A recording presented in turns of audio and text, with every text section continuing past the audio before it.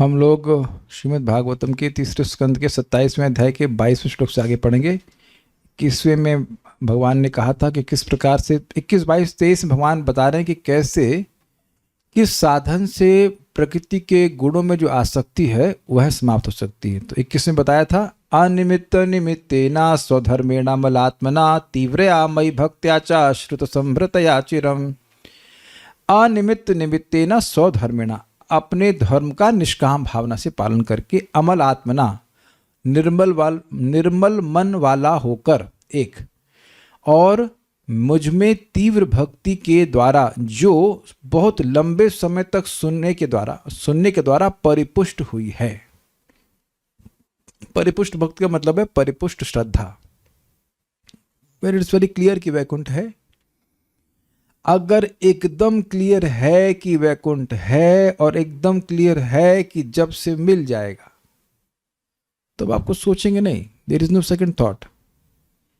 जब भी व्यक्ति कुछ सोच रहा है कि इस वजह से हम जप नहीं कर पा रहे, सभी क्या नाम है उनका, दिव्य वृंदारण्य प्रभु घर शिफ्ट कर रहे हैं, तो पता नहीं जप का टाइम क्यों शिफ्ट हुआ उसकी वजह से। That doesn't make sense to me. भाई सुबह 3 बजे आप घर शिफ्ट करेंगे, कोई मिलेगा टेम्पो वाला आपको शिफ्ट करने के? तो टेम्पो वाला तो मिलेगा नहीं। आज है तो नहीं, थोड़ा निंदा कर लूँ मन कर रहा है करने का।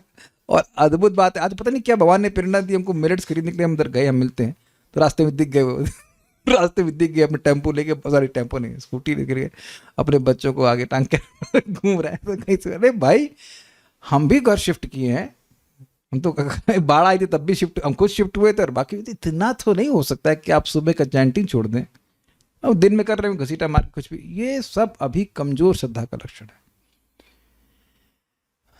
उम्मीद है कि वो लेक्चर ये वाला शायद सुने या ना सुने, हमको नहीं पता, but you see if it is very clear कि भाई 2 बातें, जैसे सूर्य है आपको विश्वास है और वैकुंठ है। तो सूर्य है तो क्या पहुंच तो ना जाएंगे सूर्य? दोनों चीज़ों पर विश्वास होना चाहिए ना, कि वैकुंठ है और भगवान की भक्ति करके वहाँ पहुँच जाएंगे। ये खूब कई बार सुनते हैं तो व्यक्ति की सहज श्रद्धा स्ट्रांग हो जाती है। He feels disconnected from this world. ये जगत रहने लायक ही नहीं है। एक माता जी को उनके ससुराल वाले बोल रहे थे कि तुम्हारा घर नहीं है, क्योंकि वो किराए पे रहते थे उनके मायके में। तो उनसे पूछो तुम्हारा घर है? ये तो तुम्हारी मान्यता है कि आकाश को घेर करके तुम मान लियो कि तुम्हारा घर है। तुम्हारा किसी कोई घर नहीं। This whole world is not our place भाई। ब्रह्मलोक तक कहीं फ्लैट लेने लायक नहीं है। क्या बताएं, कोई कॉलोनी अच्छी ही नहीं है।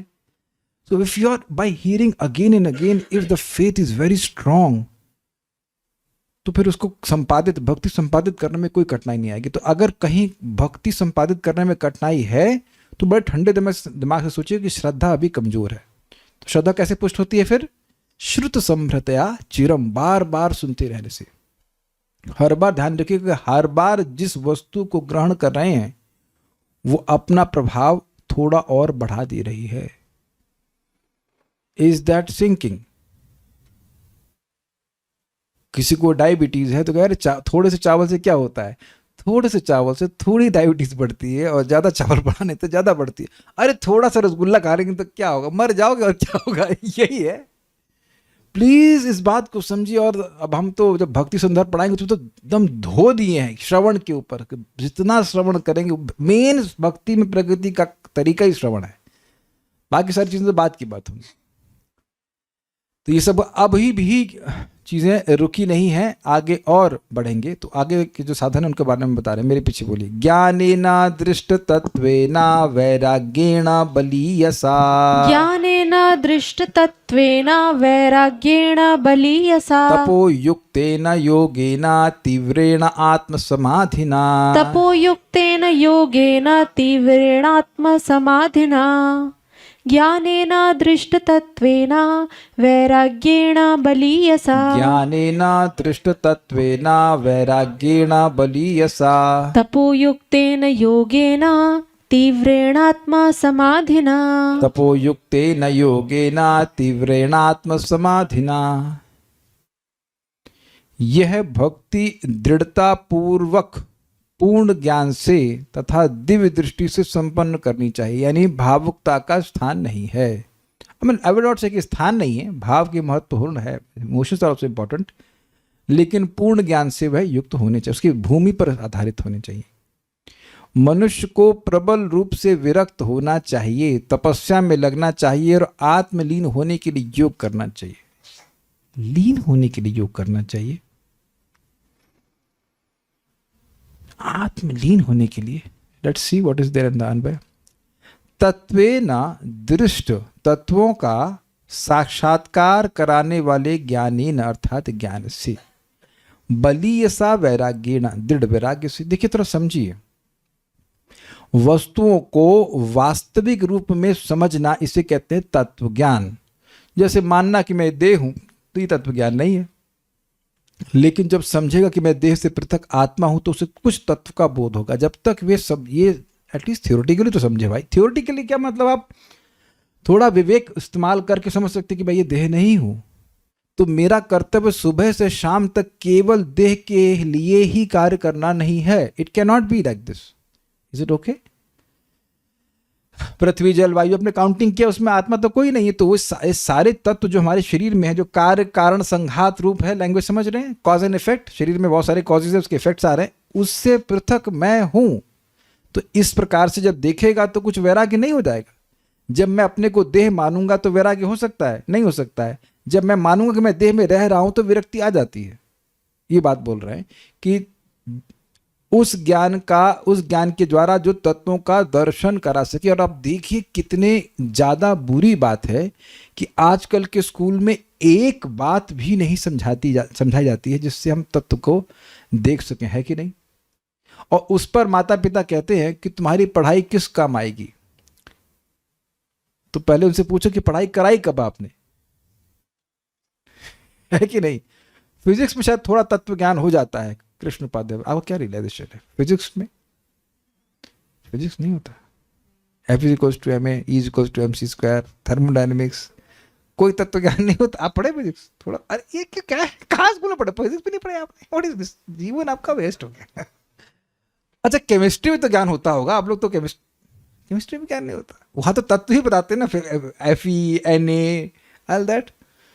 कोई है इधर केमिकल इंजीनियर है कि नहीं? आज प्रियंका अवस्थी माता जी, उनको तो तत्व ज्ञान होगा नहीं। तो अब आप देख रहे हैं कि इसमें that's why it was very shocking for me कि जब उन्हें बोला कि आपके अंदर जो केमिकल भरे हैं उनका मूल्य क्या था उस जमाने में, 2003 में 110 रुपये था। अब थोड़ा बढ़ गया होगा, इन्फ्लेशन जोड़ लीजिएगा, 1000 रुपया हो गया होगा। तो हमारे शरीर का दाम 1000 रुपये, और से बताए तो मर जाएंगे तो 1000 रुपये भी कोई नहीं देगा। है ना? तो अब विचारनीय बात है कि इसी शरीर के लिए इतना प्रयास हो रहा है।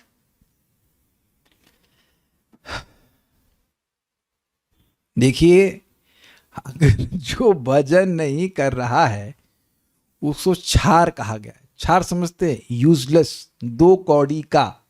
हम अगर भजन नहीं कर रहे हैं तो हम 2 कौड़ी के भी नहीं हैं। आप समझे 2 कौड़ी का मतलब? ये मेरी लैंग्वेज नहीं है, और 2 कौड़ी तो मेरी लैंग्वेज है, लेकिन भागवत चैतन्य चरितामृत में लिखा है कि जो नाम नहीं बोल रहा है, भगवान की आराधना नहीं कर रहा है, कुबुद्धि और छार समझते हैं? Just useless.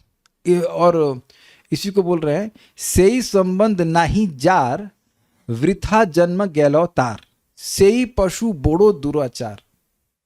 जिसने भगवान से अपने संबंध को नहीं समझा, उसके अनुसार कार्य नहीं किया, तो वह अब उसका पूरा जन्म कैसा गया है? उस पशु का जन्म। सेई पशु बड़ो दुराचार, इंसान है नहीं, बिना पूंछ वाला पशु ने बड़ा दुराचार किया। इंसान ही नहीं कहा जा रहा है, 2 कौड़ी का इंसान भी नहीं कहा जा रहा है, इंसान ही नहीं कहा जा रहा है, पशु कहा जा रहा है। This is so heavy. Narottam Das Thakur ji कह रहे हैं।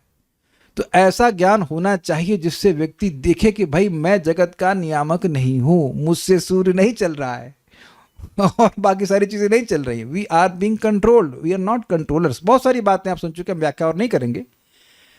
कपिल देव ज्ञान दे ही रहे इस प्रकार से, ज्ञान तत्व ज्ञान होना चाहिए उससे। फिर बलीयसा वैराग्येण, दृढ़ वैराग्य से। वैराग्य का अर्थ आप समझते हैं? जहां पे राग समाप्त हो गया उसमें। तपयुक्तेन, तपस्या से पूर्ण।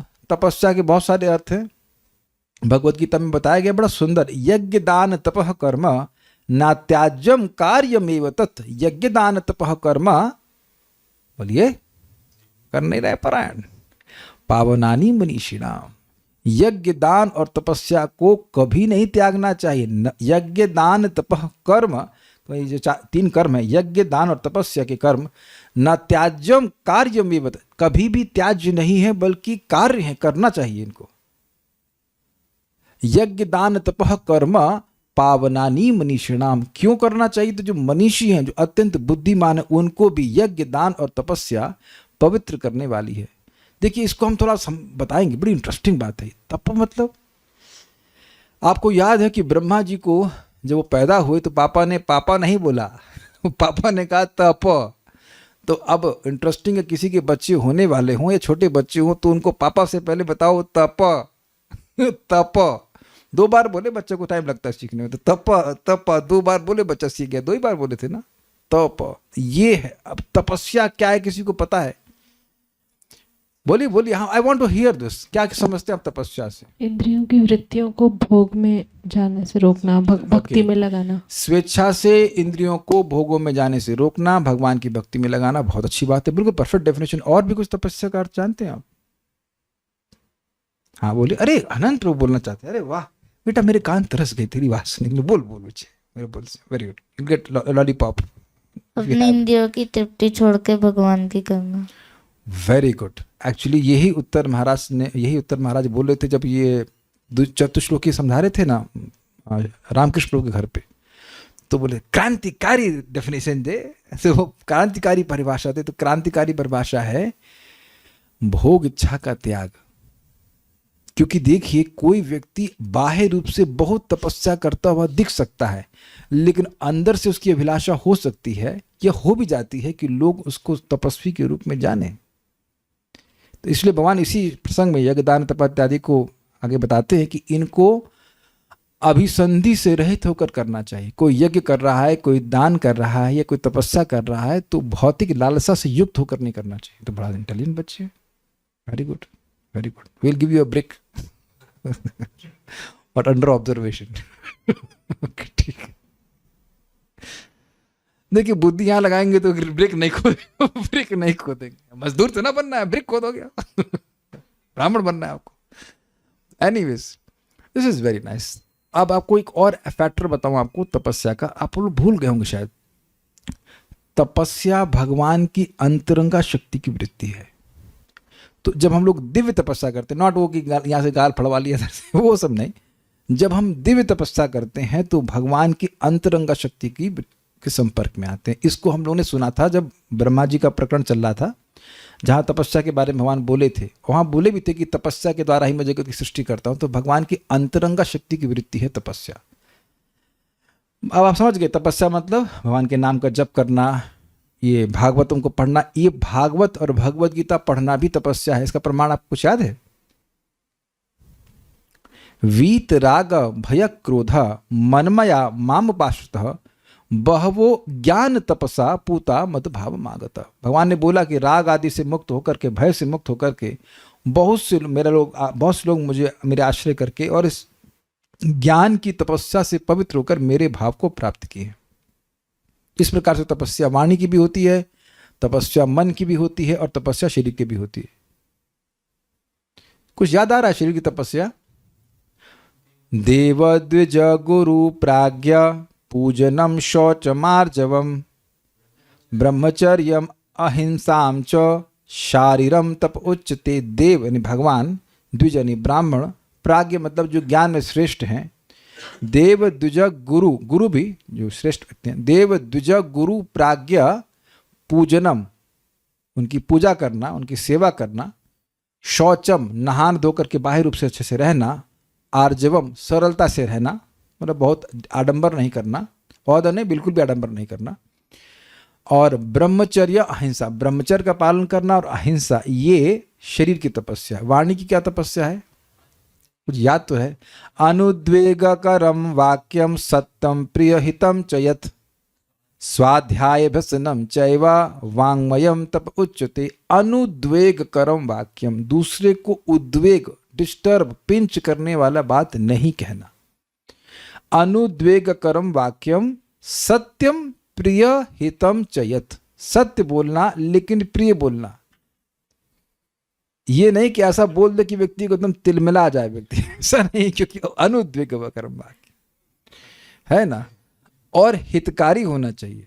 ये सब बोल रहा है लेकिन बड़ा मुश्किल हो जाता है हमारे मुंह से, बहुत कभी कभी देखता हूँ, कई बार बहुत निकल जाता है। नहीं बस। और आगे क्या बोल रहे हैं, स्वाध्याय अभ्यसनम चैव, स्वाध्याय और बार है ना, स्वाध्याय, स्वाध्याय मतलब ये पढ़ना, और अभ्यसनम ये है ना, स्वाध्याय अभ्यसनम एक ही है, मतलब बार बार वैदिक लिटरेचर्स को पढ़ना, ये वाणी की तपस्या है। तो भी हम लोग से बोल रहे हैं, आप लोग सुन रहे, ये सब है। नहीं तो 1 घंटे चुप बैठना कितना मुश्किल है ना। आप ट्राई करना क्लास के बाद 1 घंटा चुप बैठना। यहां भी तो निरंतर आपको सोचना पड़ रहा है ना, मैं बोल रहा हूं, आप सुन रहे हैं, एक्टिवली पार्टिसिपेट कर रहे हैं। It may not look like तपस्या बिकॉज आप लोग का चित्त पवित्र हो गया, इसलिए मजा आ रहा है सुनने में। ये प्रमाण है। नहीं तो बाकी लोगों के लिए तो आधा घंटा क्लास होनी चाहिए, 1 घंटा क्यों? हाँ यार, ऐसे भी लोग हैं। तो ये तपस्या है, इंद्रियों को संयम करना पड़ रहा है कि नहीं। और मन की क्या मतलब है, मौनः प्रसाद, क्या मनः, सॉरी मौन नहीं, मनः प्रसादात सौम्यत्वम मौनम आत्म विनिग्रह भाव संशुद्धिरेतत् तपः मानस उच्यते। शुरुआत कैसे हुई फिर, मनः प्रसाद, मन सुखी हो जाए, ये अर्थ है नहीं, मन की संतुष्टि, यू रिमेन सेटिस्फाइड। ये मिल गया खाने को, इसमें संतुष्ट है, ये मिल गया, ऐसे घर में रह ले ठीक है, किराए का मिल गया तो ठीक है, अपना मिल गया तो ठीक है, दैट्स व्हाट इट इज, मन की संतुष्टि। मनः प्रसाद सौम्यत्व, सौम्यता, सॉफ्टनेस, सौम्यत्वम, आगे क्या है, मौनम आत्म विनिग्रह, मौन मतलब व्यर्थ की बात नहीं करना। अब इंटरेस्टिंग कि मौन आपको लगेगा वाणी की तपस्या लेकिन ना, मौन शब्द मुनि से आ रहा है, यानी मननशीलता, ये भी मन की तपस्या है। इसलिए हम लोग को, मुझको भी बोले डॉक्टर साहब आप बहुत सोचते हैं मैं कुछ बोला नहीं उनको, क्योंकि अनुद्योग कर्म वाक्य में, लेकिन वास्तविक रूप से उनको बोलना चाहिए कि सर आप कुछ नहीं सोचते हो, इसलिए आप सोच रहे हो कि मैं बहुत सोचता हूँ। लेकिन आप देखेंगे कि नाम उच्चारण करने से ये मोनित तो आ ही जाता है। आप सोचते हो कि मैं ये कार्य कर रहा हूँ, उसका क्या प्रभाव होगा, ये this is natural, it works.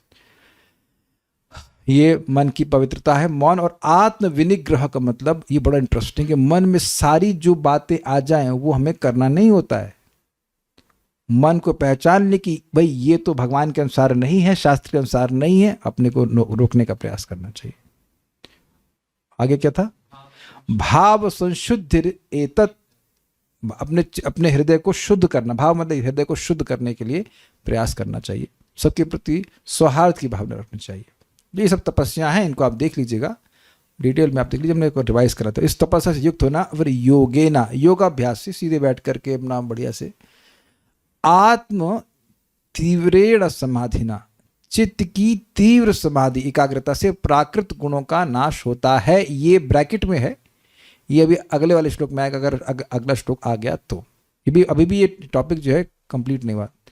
देखिए, आत्मलीन का मतलब है कि जो चित्त की वृत्ति बाहर जा रही है उसको अंदर की ओर खींच लेना। ये तो आप लोग रोज करते हैं, नाम जब करते हैं तो आपको पता है कि नाम को सुनना है, तो आप देखेंगे कि चित्त बाहर जाता है तो फिर उसको खींचते हैं वापस और भगवान के नाम में लगाते हैं। सिंपल है। निग्रह, यस, प्रत्याहार भी कह सकते हैं। प्रत्याहार, प्रत्याहार समझते हैं आप लोग, प्रति आहार मतलब इंद्रियां बाहर की ओर जाती है रडार की तरह, उनको वापस खींच के लिए, मन भी बाहर जाएगा उसको वापस खींचकर भगवान के नाम में, रूप में, गुण में लगाना, ये चीजें। ज्ञाने न दृष्ट तत्व, तत्व की दृष्टि प्रदान करने वाले ज्ञान के द्वारा, बलवान वैराग्य के द्वारा, तप से युक्त होने के द्वारा, और योगे न, योग के द्वारा, तीव्र आत्म समाधि के द्वारा प्राकृत गुणों का नाश हो जाता है। वो अगले श्लोक से लेना होगा। तात्पर्य पढ़िए, तात्पर्य।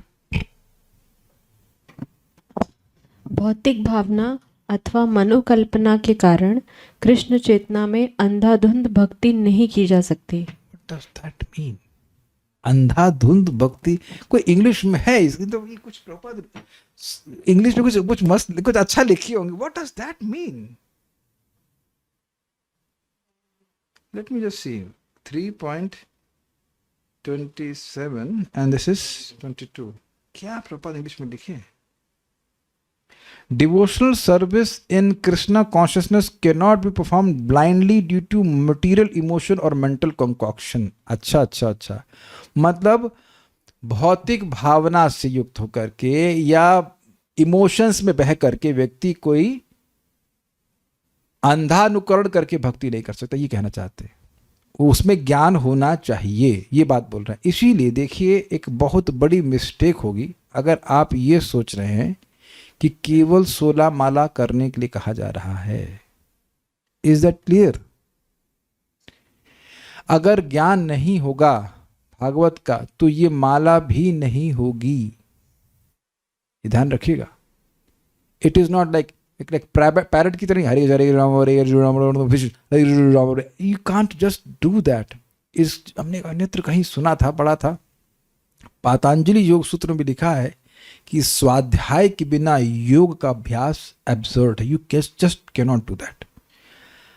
तो आपकी श्रद्धा पुष्ट होती है उस योग के अभ्यास में जब आप शास्त्र का श्रवण करते हैं। इसको 1.2 में बोला गया है भक्त्या श्रुत ग्रहीतया। एक बात आप जरूर ध्यान रखना कि जब मैं ये बोल रहा हूं तो मैं टारगेट नहीं कर रहा हूं, विवेक दे रहा हूं। अगर मान लीजिए कुछ भक्त ऐसे हैं जो शास्त्र कम सुनते हैं, तो I am not targeting you, I am telling you what the acharyas are telling. आप श्लोक देख लीजिएगा, भक्त्या श्रुत ग्रहीतया सर्च कीजिएगा, फर्स्ट कैंटो के 2nd चैप्टर में एंड की तरफ है। वहां लिखा गया है कि पश्यन्ति आत्मनि चात्मानम भक्त्या श्रुत ग्रहीतया। भगवान को हृदय में देख पाता है योगी भक्त भक्त्या श्रुत, उस बढ़ी हुई भक्ति के द्वारा जो श्रुत ग्रहीतया, जो वैदिक ग्रंथों को सुनने के द्वारा परिपुष्ट हुई। फिर श्रुत संभृतया, फर्स्ट कैंटो के 2nd चैप्टर में जो था वही बात आ रही है। कौन है बाहर, क्या कर रहे हैं? अच्छा, हाँ, so this is very important.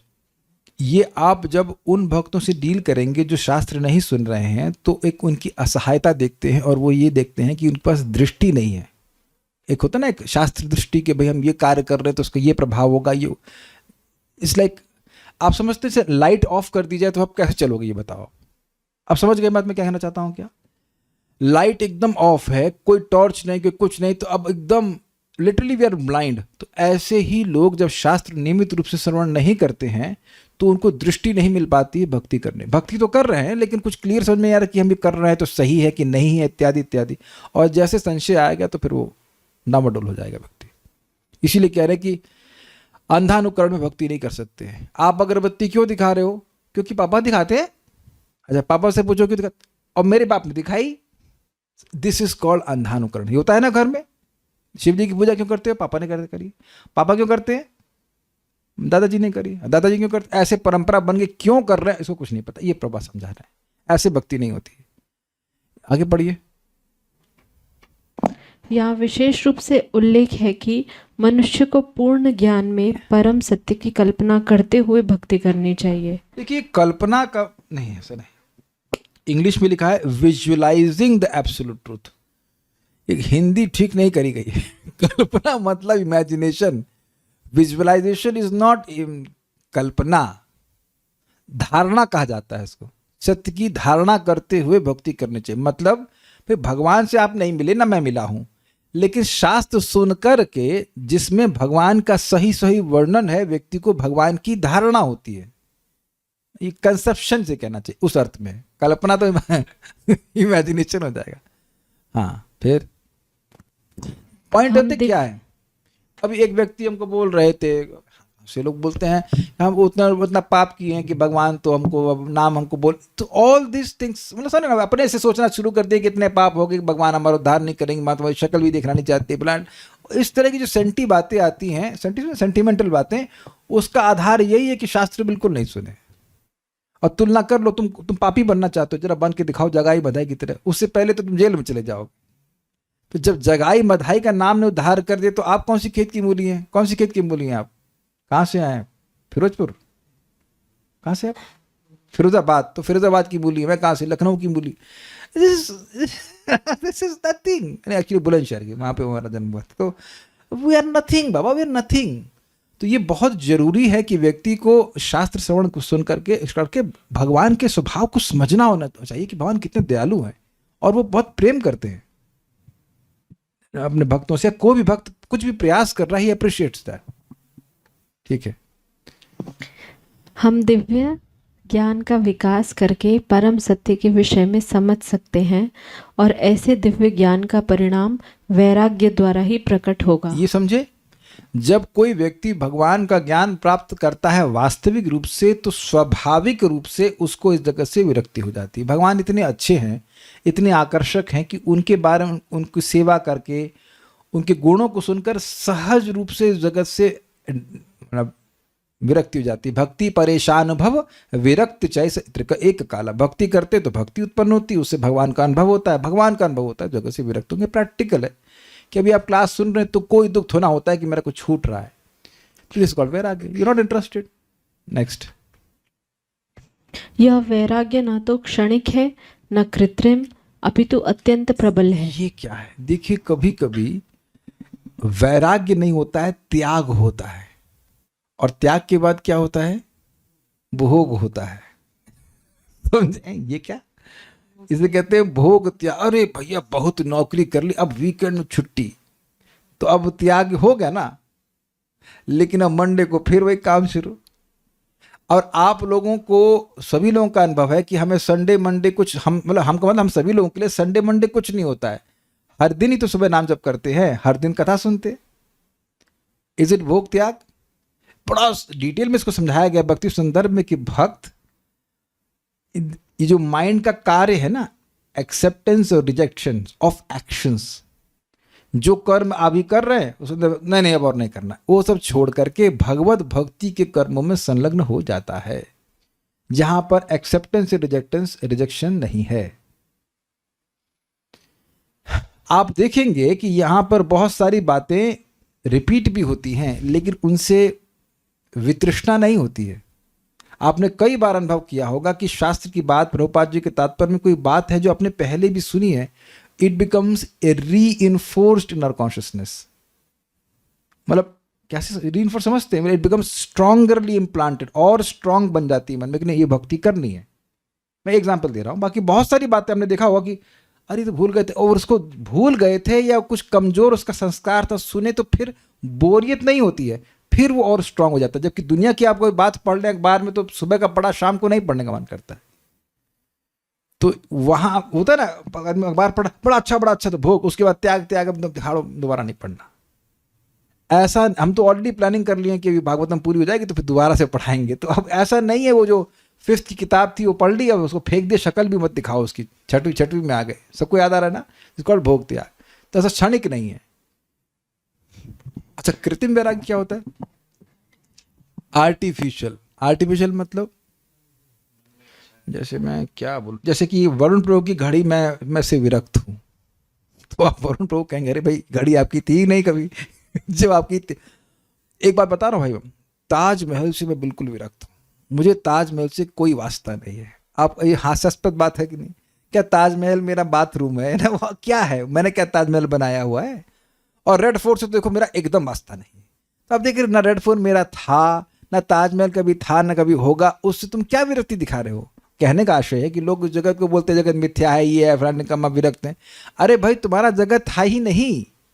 सो भक्तों का वैराग्य क्या है? जो वस्तु भगवान की सेवा में आ सकती है उसको स्वीकार करते हैं, इसे कहते हैं असली वैराग्य, उसको कहते हैं युक्त वैराग्य भी। लेकिन फल्गु वैराग्य क्या है? जगत मिथ्या है, ये है, फलान ढिमकाना, और जो वस्तु भगवान की सेवा में आ सकती है काम, उसको भी नहीं स्वीकार करते, ये कृत्रिम वैराग्य। प्रभुपाद मजाक में कहते हैं, कटाक्ष में कहते हैं कि मायावादी लोग कहते हैं कि जगत स्वप्न है, लेकिन वह स्वप्न को एंजॉय करने में बड़े व्यस्त हैं समझे बात? मैं समझाता हूं। कहते हैं जगत स्वप्न है, अब उस स्वप्न में अस्पताल खोल रहे हो तो तुम बने ना जगत के उद्धार करता, तो स्वप्न को एंजॉय करने वाले हुए कि नहीं? जब आप स्वप्न में कुछ कार्य करते हैं, स्वप्न से बाहर आते हैं, तो क्या अरे क्या फालतू था, यही सोचते हैं ना। तो अब जो कोई चीज फालतू लग रही है उसमें क्यों एनर्जी लगाएंगे? लेकिन ये लोग कहेंगे जगत मिथ्या है, ये है स्वप्न जैसा है, लेकिन उस स्वप्न बड़े बड़े अस्पताल खोलते हैं और अपना फोटो भी लगाते हैं, देखो स्वामी जी ने ये खोला वो खोला। I hope you are getting this point. तो ये कृत्रिम भी नहीं है, अपितु अत्यंत प्रबल है। प्रबल क्यों है इसको और भी समझ लीजिए एक पॉइंट। भोजन कर लेते हैं, कर लिया ना कृष्ण उपाध्याय प्रभु, तो घुस देंगे खाने के लिए उनको भी। अब अगर पकवान भी रख दिया जाए तो इतना प्रबल वैराग्य, अगर पेट भरा हुआ है कि आप कुछ नहीं खाने वाले एटलीस्ट उस टाइम तक, दैट इज कॉल्ड प्रबल। मतलब आप अपने आप को रोक नहीं रहे हैं। एक होता ना कि भाई रखो फ्रिज में रख दो कल ले, नहीं, ऐसा कुछ भी नहीं। भक्ति करके भक्त इतना सुखी हो जाता है कि जगत की कोई वस्तु उसको आकर्षित नहीं करेगी। ये वास्तविक भक्ति का स्टैंडर्ड है। हम लोग अगर उस स्टैंडर्ड पे भी नहीं है तो हम प्रगति करके पहुंच जाएंगे, लेकिन भक्ति का स्टैंडर्ड क्या है कि कृष्ण का इतना प्लस हो गया है कि माया अपने आप माइनस हो गई है। जैसे उदाहरण आप समझ सकते हैं कि सूर्य के सामने आप आ गए तो क्या अहंकार आपको प्रभावित कर सकता है? सॉरी, अहंकार नहीं, अंधकार। तो सूर्य के सामने कोई व्यक्ति आ गया तो अंधकार प्रबल रूप से दूर हो गया, समझ में आ गया कि नहीं? और ऐसे अंधकार को आप नष्ट करिए नहीं कर सकते। ये बात यहाँ पे कह रहे हैं कि भगवान का अनुभव होने के कारण माया की तुच्छता, माया के उत्पादनों की व्यर्थता का अनुभव भक्त को हो जाता है। ये कहा जा रहा है जनयति आशु वैराग्यम ज्ञानम चयित हेतुकम, ये बात बोल रहे हैं। ठीक है, आगे पढ़िए। कहा जाता है कि वैराग्य के द्वारा कृष्ण चेतना का विकास दृष्टिगत होता है। यदि कोई अपने आप को भौतिक भोग से पृथक नहीं कर सकता तो यह समझना चाहिए कि वह कृष्ण चेतना भक्ति में अग्रसर नहीं हो रहा है। कृष्ण चेतना में वैराग्य इतना प्रबल होता है कि इसे किसी आकर्षण के द्वारा विफत नहीं किया जा सकता। ये बहुत इंपॉर्टेंट बात है। कई बार भक्त पूछते हैं कि हम ये कैसे समझें कि हम भक्ति में प्रगति कैसे कर रहे हैं या प्रगति कर रहे हैं कि नहीं। आपको समझ में आ गया? देखिए, जगत में ऐसा कुछ भी नहीं है जो हमारे लिए आकर्षक हो। पहले इसे ये तुम सिद्धांत थ्योरी में सीख लिए। अब भक्ति करके हमारा चित्त पवित्र हो रहा है तो वो रियलाइजेशन के रूप में आना चाहिए कि जगत की कोई वस्तु में कोई आकर्षण नहीं है। अगर वैसा रियलाइजेशन अभी भक्त को नहीं है तो घबराना नहीं चाहिए, भक्ति बढ़ानी चाहिए। मैं सिंपल बात बोल रहा हूँ भाई, उदाहरण दे रहा हूँ। भोजन कर रहे हैं, 2 कौर खाए तो कुछ भूख शांत हुई, फिर भी आपको अंदर से अनुभव होता है कि अभी भूख है तो कुछ और खाते हैं, स्वीकार है, अपनी भर्सना नहीं करते हैं। तो ठीक है, अभी 2 भूख और भूख लग रही, अगर अभी छूट गया तो ऊपर कुछ मुंह मारूंगा। मुंह मारना समझते हैं, मतलब आई ईट्स आउट समथिंग, तो let me just fill up nicely. समझ रहे हैं ना बात? तो अगर वैराग्य की कमी देख रहे हैं तो इसका मतलब है भक्ति की कमी है। तो जब भक्ति की कमी होती है, ऐसे भोजन की कमी होती है, तब क्या करते हैं? अपने को गाली देते हैं, भोजन और करते हैं। तो अगर वैराग्य की कमी देख रहे हैं तो क्या करना है? क्या करना है? भक्ति बढ़ानी है। और भक्ति कैसे बढ़ती है? भक्ति करके। सब कुछ आप एक चीज इस पर कंट्रोल है तो है भक्ति। बाकी दुनिया में कोई कंट्रोल नहीं कि क्या होगा क्या नहीं होगा। नाम जप करना भक्ति है, भगवान के बारे में सुनना भक्ति, भगवान का प्रसाद खाना भक्ति। आप जानते हैं इंद्रियों को भगवान की सेवा में लगाना भक्ति है। तो वो करेंगे तो भक्ति बढ़ेगी और अपने आप वैराग्य हो जाएगा। और अपने आप अनुभव भी करेंगे कि अरे 5 साल पहले जिन चीज़ों में बहुत आसक्त था उनमें अब मैं आसक्त नहीं हूँ। तो भक्ति एक डायनेमिक प्रोसीजर है, मतलब स्टैटिक नहीं कि आप पहुँच गए प्लेट्यू में और हाँ हम थोड़ा इसी स्टेट पे बने रहें, वो गड़बड़ है। अगर हम ऐसा सोच रहे हैं कि हम उसी स्टेट पे बने हुए हैं तो वो गड़बड़ है। It should moving upwards upwards upwards, ये बात है। ठीक है, ओके। तो सर्टिफिकेट दूसरा नहीं देगा, आप स्वयं देख लेना कि कितना जगत से विरक्त हुए हैं, ये बात है। हाँ, मनुष्य को पूर्ण तपस्या में भक्ति करनी होती है। उसे चाहिए कि मास की दोनों एकादशियों में भगवान कृष्ण, भगवान राम तथा चैतन्य महाप्रभु के जन्म दिनों में उपवास करे। ऐसे उपवास के दिन अनेक हैं। तो ये तपस्या में प्रभुपाद ने एक बात बताया, लेकिन तपस्या के हम लोगों ने बहुत सारे अर्थ समझ लिए तो वो सब इसमें आ जाएगा। हाँ, योगेन का अर्थ है इंद्रियों तथा मन को नियंत्रित करके, योग इंद्रिय संयमः। देखिए बात बहुत सिंपल है। योग मतलब जोड़ना। तो क्या करना है? अपनी इंद्रियों को भगवान से जोड़ना। इसका फायदा सुन लीजिए। वेदेषु यज्ञेषु तपः शुचैव दानेषु यत् पुण्य फलम प्रतिष्ठम अत्येति तत्सर्वमिदं विदित्वा योगी परम स्थानम उपैति चाद्यम। 8वां अध्याय भगवद गीता, आखिरी श्लोक 8.28 if I believe, 8.28। बड़ा सुंदर श्लोक है। वेद पढ़ने से, यज्ञ करने से, तपस्या करने से, दान करने से और कुछ भी पुण्य कार्य कर लें, जो भी पुण्य मिलता है वो सब उससे ज्यादा एक योगी को मिलता है, अर्थात जो उस व्यक्ति को जो अपनी इंद्रियों को भगवान की सेवा में लगा रहा है, और साथ साथ भगवान का धाम भी प्राप्त होता है। वेदेषु यज्ञेषु तपःसु चैव दानेषु यत् पुण्य फलम प्रतिष्ठम। यज्ञ, दान, तपस्या सारे सारे लाभ भक्त को मिल जाते हैं अपनी इंद्रियों को भगवान की सेवा में लगाने से। तो योग का अभ्यास करने का मतलब हम लोग अष्टांग योग नहीं कर रहे हैं, सिंपल है, अपनी इंद्रियों को भगवान की सेवा में लगाना।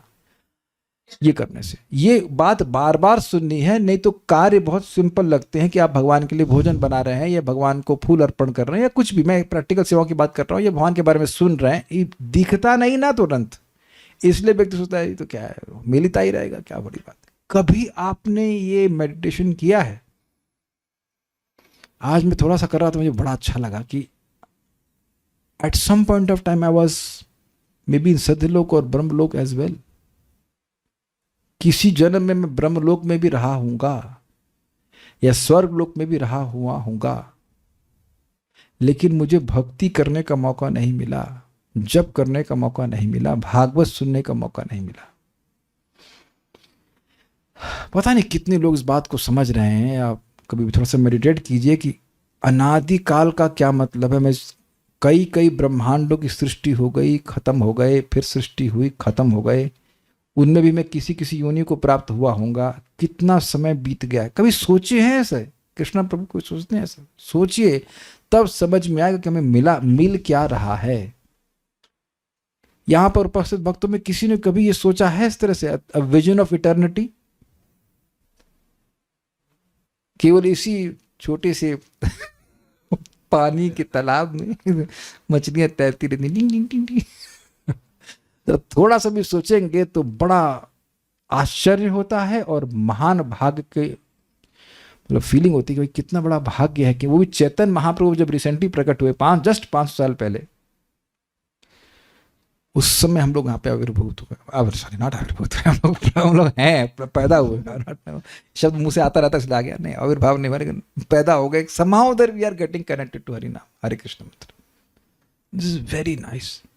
फालतू की बात छोड़ करके, मैं अपने को भी बोलता हूँ, फालतू के विषयों में मन ना लगा करके अपनी इंद्रियों को भगवान की सेवा में लगाना चाहिए।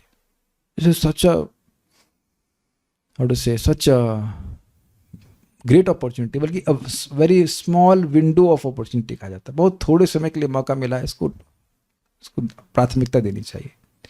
तो योग इंद्रिय संयम, इंद्रियों को संयमित करके भगवान की सेवा में लगाना चाहिए। आगे पढ़िए। योगेन बताता है कि मनुष्य अपने में लीन रहता है और ज्ञान के विकास द्वारा परमात्मा के साथ अपनी स्वाभाविक स्थिति को समझ सकता है। क्या कह रहे हैं? Yogena implies that one is seriously absorbed in the self and is able by development of knowledge to understand his constitutional position in relationship with the super self। कहने का मतलब ये है, अपने में लीन रहने का मतलब है कि अपने स्वरूप को समझना। नहीं तो आप देख रहे हैं कि जो स्वरूप से पूर्णतः पृथक है उसमें हम लीन हैं। मैं देह हूं और देह संबंधित लोग मेरे हैं, इसी में लीन है कि नहीं? और इसीलिए उसके अनुसार वो कर्तव्यों को, उसी प्रकार के कर्तव्यों को प्राथमिकता दे रहा है। Is that okay? तो लीन होने का मतलब, अपने में लीन होने का मतलब जो समझ में आया वो ये है कि याद रखना कि मैं आत्मा हूं, भगवान का सेवक हूं और मुझे भगवान की सेवा करनी है। बात बहुत सिंपल है, लेकिन यही अर्थ है। और आपने शब्द सुना है ना, ये तो अपने में ही मस्त है, ये सुना है आपने कभी? ये तो अपने में ही मस्त रहते हैं, मतलब अपने धुन में लगते हैं, अपना कार्य करें। स्पेशली पोएट्स के लिए कहते हैं लोग, कवि होते हैं, वो कुछ रचना करने वाले होते हैं, वो लिखते रहते, खोए रहते हैं अपने में। बट भक्त उस तरह से खोया नहीं रहता है, भगवान की सेवा, भगवान के विचारों में वह लीन रहता है। ये अर्थ हुआ उसका। ठीक है, आगे पढ़िए। इस प्रकार वह भक्ति में स्थिर हो जाता है और उसकी श्रद्धा किसी भौतिक प्रलोभन से विचलित नहीं होती। कि अरे मेरा घर हो जाता तो, मेरा बैंक बैलेंस और बड़ा हो जाता तो, मेरे को लंदन में मिल, व्हाटएवर पढ़ने को मिल, there can be n number of allurements, लेकिन भक्त जो है भक्ति में स्थिर रहता है। इस बात को समझते हुए कि उसका एकमात्र कर्तव्य कृष्ण की सेवा करना, चाहे वो कहीं पे भी रखा जाए। हम अगला श्लोक कर लेंगे, जल्दीबाजी में नहीं पढ़ाना चाहते। इस सब से करना क्या, उससे सबसे क्या होगा, प्रकृति के गुणों का नाश हो जाएगा जो प्रभाव जीव के ऊपर पड़ रहा है। आई थिंक ये बात तो क्लियर होंगे, आज तो कोई प्रश्न नहीं है, सो स्टॉप हियर। एक बात जरूर मैं कहना चाहता हूँ, कुछ वक्त आज दिखे हैं, तो देखिए ये शाम की क्लास एक प्रकार का टॉनिक है या रिमाइंडर है हम लोगों के लिए, अगले दिन सुबह को खूब उत्साह से उठ करके नाम जप करने के लिए। After this you don't drink something which is poisonous for your faith, that is your service. मैं बार बार इस बात को रोज रिपीट करता हूँ, भले कोई व्यक्ति इस लेक्चर की रिकॉर्डिंग को सुबह सुने, लेकिन हमारा उद्देश्य बहुत क्लियर है कि कुछ भक्तों को तो हम समझा सकें, और अपने को भी इंक्लूडिंग, कि ये बहुत क्रिटिकल समय है। अब आप नहीं, यार वाइंडिंग डाउन ना, गो टू टेक रेस्ट, ताकि आप सुबह आपने बहुत सारी बातें सीखी हैं, कुछ नया बात भी नहीं है, रीइंफोर्समेंट ही हो रहा है, लेकिन ताकि सुबह की जप साधना को बहुत गंभीरता से लेकर के हम संपादित कर सकें। कुछ एक भक्त पूछ रहे हैं तो उसको उत्तर दे करके रुक जाएंगे। The Lord is so merciful, but it feels painful that I cannot serve him nicely. Just 16 rounds and 1 lecture. If someone forces to put time in time wasting subjects, then what is the solution, Prabhuji? Is it a fact that prarabdha can stop someone to serve the Lord? देखिए एक बात, प्रारब्ध किसी को भगवान की सेवा करने से रोक नहीं सकता है, क्योंकि प्रारब्ध तो भगवान के नाम से ही नष्ट हो जाता है। वो आपकी इच्छा होनी चाहिए, आपकी इच्छा होनी चाहिए। एक भक्त आए, बोले मैं बोला ऐसा करिए वैसे करिए भक्ति कर, मैं तो मान रहा हूँ कि सब मैं कंट्रोल में नहीं हूँ, तो जॉब करते हुए भी मानते हैं, जब प्रमोशन नहीं मिलता तब भी मानते हैं नहीं, तो आई वाज हैप्पी कि वो थोड़ा सा इम्प्रूव करने का प्रयास कर रहे हैं।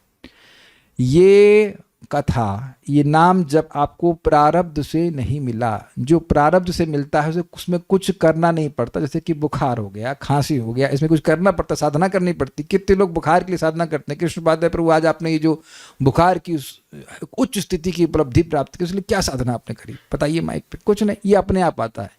तो भक्ति अपने आप नहीं आती है, लेकिन भक्ति करने से आती जरूर है। तो प्रारब्ध से कोई व्यक्ति भगवान की सेवा करने से नहीं रोका जा सकता, वो संभव नहीं है। मान लीजिए कि प्रारब्ध है, किसी की आंख नहीं है, तो क्या वो जप नहीं कर सकता है? क्या no people are like this, कोई बहरे हैं, गूंगे, तो भी कुछ भगवान की सेवा कर सकते, तो ये बात गलत है, ऐसा नहीं है। और बाकी क्या करें कि इनके पिताजी इनको रोकते हैं भक्ति करने, तो भाई ये तो सतयुग से चलता आ रहा है ना। अब देखो हिरण्यकशिपु जैसे जेंटलमैन के कितना खराब लड़का पैदा हो गया, प्रहलाद जैसा। अरे विष्णु की भक्ति अरे कम से कम 15 साल से करता है, 5 साल से चालू हो गया, शर्म नहीं है बच्चे को। तो अब ये टॉर्चर तो सतयुग से चल रहा है, और कम से कम आपको रोका ही जा रहा है, सर्प के कुंड में फेंका नहीं जा रहा है, उबलते तेल में डाला नहीं जा रहा है, सब कुछ किया गया था ना हमको, हाथी के पांव के नीचे दबाया नहीं जा रहा है। एक माता जी को बोला तुम कितना भी हरे कृष्णा कर लो कुछ नहीं होगा। अब मतलब, और वो आंटी उनके अपने ससुराल वालों की बात मान करके तुम अब व्यासदेव की बात मानोगे कि तुम्हारे ससुर ही व्यासदेव हो गए? बताइए। व्यासदेव जी कह रहे हैं, सुखदेव गोस्वामी कह रहे हैं कृष्ण का नाम बोलने से भगवान के पास चले जाएंगी, और ससुर जी बोल रही है, जो कुछ बोल रही, सास बोल रही कि कुछ नहीं होगा, तो तुम सास की बात मानोगी व्यासदेव की? जैसे मतलब हमको तो हंसी भी आती है, और ऐसे बेवकूफ़ी की बात कर रहे हैं। दुनिया में कोई कुछ भी बोल देगा कृष्ण का नाम लेने से कुछ नहीं होगा, तो आप मान लेंगे? हद हो गई। तो ये इसीलिए बोला श्रुत संभृतया चिरम।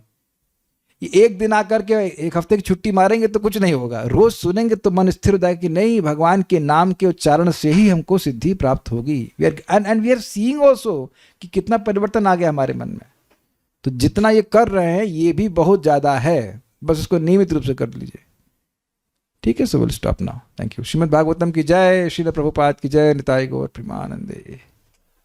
अरे छोड़ नहीं रहे हैं, एक और प्रश्न है, चलिए जिन इधर किसी को जाना हो तो चाह सकते हैं, एक प्रश्न को एड्रेस कर ले। एक और प्रश्न है, जब हम कोई चीज मान रहे हैं इसलिए क्योंकि प्रभुपाद ने कहा है, शास्त्र में लिखा है, क्या उसे भी अंधाधुंध बोलते हैं? नहीं, बिल्कुल नहीं। देखिए भगवान की बात को समझ करके करना ये अंधाधुंध नहीं है। तस्मात् शास्त्रम प्रमाणम ते कार्य कार्य अवस्थितो ज्ञात्वा शास्त्र विधानोक्तम कर्म कर्तुमिहार्हसि।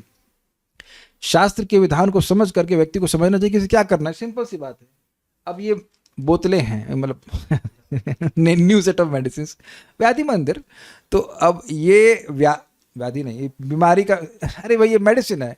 अब ये मेडिसिन में जो लिखा है वैसे ले रहा हूँ ना, उससे ज़्यादा तो मैं कुछ कर नहीं सकता हूँ। तो उसमें अलग लिखा है खाने के पहले, खाने के बाद, दही से, पानी से, जो कुछ भी करना है। तो इसको अंधाधुंध नहीं कहते।